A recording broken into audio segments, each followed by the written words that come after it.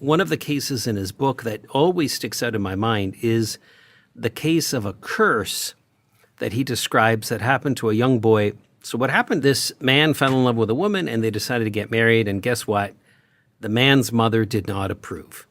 And it became, World War III. And she didn't go to the wedding. She wanted nothing to do with him. She disowned her son because he married this woman who mom didn't approve.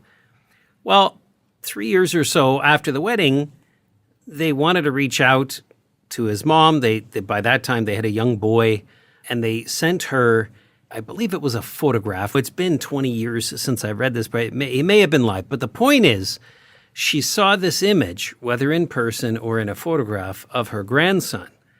And he was photographed wearing knee-high shorts. So at the time in Italy, in the 60s, 70s, this was in style, like to have little kids in these knee-length shorts.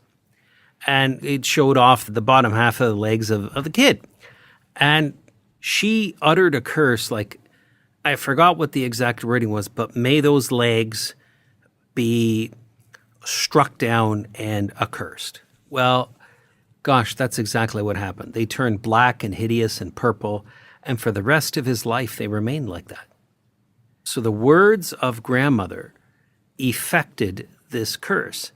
And Father Amorth said, no matter how many prayers he said against that curse, those legs never changed. In other words, it was done. Like the effect in nature by those demonic words that she uttered were set in stone. And even her subsequent death didn't bring about their undoing.